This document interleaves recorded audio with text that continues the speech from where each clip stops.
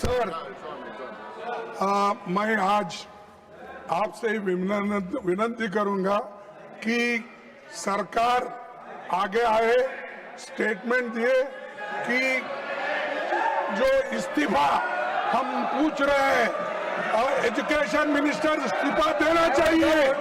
और लाखों हजारों लोग आज रास्ते पे गिरे हुए, लाठीचार्ज हो गई है और बहुत से हॉस्पिटल्स में हैं और उनके माँ बाप परेशान हैं।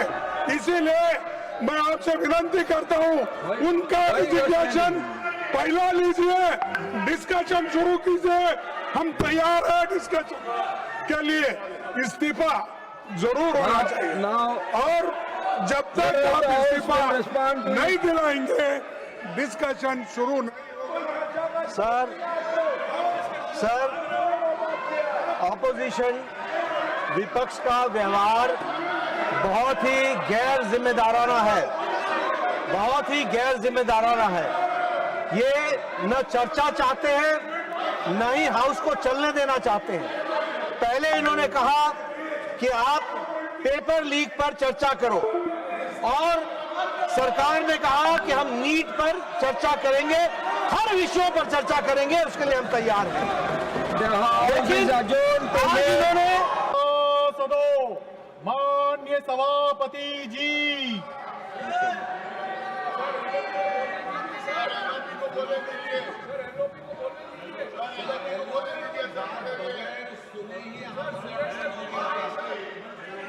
नमस्कार जी।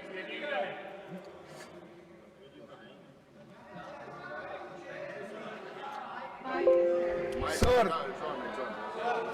मैं आज आपसे विनती करूंगा कि सरकार आगे आए, स्टेटमेंट दिए कि जो इस्तीफा हम पूछ रहे हैं और एजुकेशन मिनिस्टर इस्तीफा देना चाहिए। और लाखों हजारों लोग आज रास्ते पे गिरे हुए, लाठीचार्ज हो गई है और बहुत से हॉस्पिटल्स में हैं और उनके माँ बाप परेशान हैं। इसीलिए मैं आपसे विनती करता हूँ, उनका रिजिग्नेशन पहला लीजिए, डिस्कशन शुरू कीजिए। हम तैयार हैं डिस्कशन के लिए। इस्तीफा जरूर होना चाहिए और जब तक आप इस्तीफा नहीं दिलाएंगे डिस्कशन शुरू नहीं। सर ऑपोजिशन विपक्ष का व्यवहार बहुत ही गैर जिम्मेदाराना है, बहुत ही गैर जिम्मेदाराना है। ये न चर्चा चाहते हैं, न ही हाउस को चलने देना चाहते हैं। पहले इन्होंने कहा कि आप पेपर लीक पर चर्चा करो और सरकार ने कहा कि हम नीट पर चर्चा करेंगे, हर विषयों पर चर्चा करेंगे, उसके लिए हम तैयार हैं। लेकिन आज इन्होंने सारी बात मान लीजिए बस। तो जब ये बिल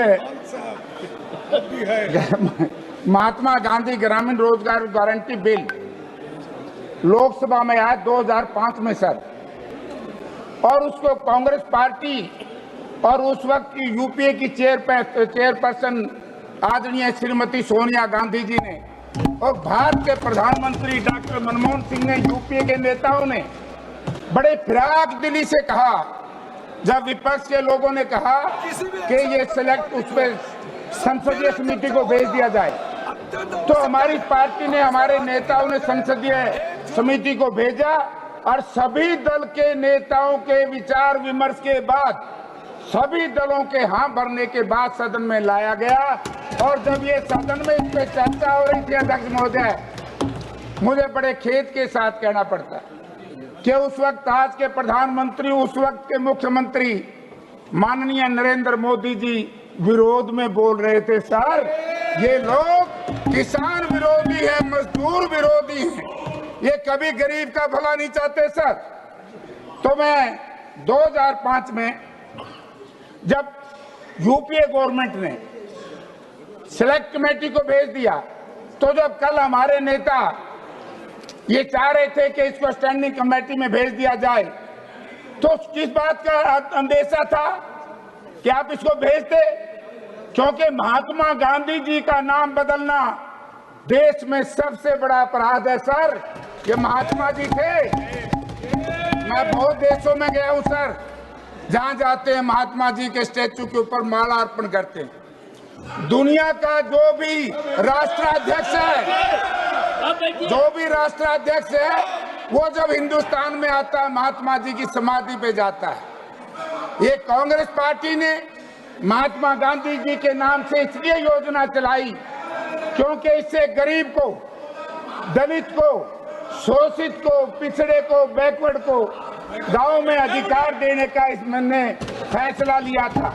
तो इसलिए सर 2005 में जब ये लागू क्यों किया गया सर, बहुत सी ऐसी आवाज आई पूरे हिंदुस्तान से, गरीब की आवाज, मजदूर की आवाज, कि देश में एक ऐसा कानून लाया जाए जिसको रोजगार की गारंटी का कानून माना जाए। और मनरेगा से पहले सभापति महोदय, पूरी दुनिया में मंत्री जी मानेंगे कि कानून नहीं था। आज भी जिन देशों में कानून है ये, उनमें पूर्ण रूप से लागू नहीं है, जैसे भारतवर्ष में लागू किया था यूपीए गवर्नमेंट ने। लेकिन मंशा खराब है सर सरकार की। मैं आपको 2-3 चीजों की तरफ ध्यान देना चाहता हूं। 2005 में जब ये लागू किया गया तब गांव में बड़ी परेशानी थी। गांव से पलायन हो रहा था गरीब लोगों का, शहरीकरण बढ़ रहा था, गांव में आजीविका के संसाधन नहीं थे। और जब खेती में मशीनरी का उपयोग बढ़ता गया, जो गरीब आदमी है गांव में, दलित है, शोषित है, पीड़ित है, पिछड़ा है, उनको रोजगार नहीं था, तो उसको रोजगार की गारंटी का कानून बनाया। ये बात अलग है, हमने रोजगार को गारंटी दी। लेकिन बड़ा खेद है, मंत्री जी से आपके माध्यम से पूछना चाहता हूं, आपने तो एमएसपी को भी कानून की गारंटी नहीं दी जिसकी आपने हाँ भरी थी। तो इसलिए अध्यक्ष महोदय, इसमें क्या है, आदिवासी महिलाएं, दलित, भूमिहीन मजदूरों को केंद्र में रख करके, और सबसे बड़ा काम सर, सामाजिक समानता को बढ़ावा दे करके ग्रामीण इलाकों में ढांचागत कमजोरियों को दूर करता है, जो ये मनरेगा था। और आज आपने जो लागू किया है, पिछले कुछ सालों से सर बजट की कमी, भुगतान में देरी, डिजिटल बाध्यताएं,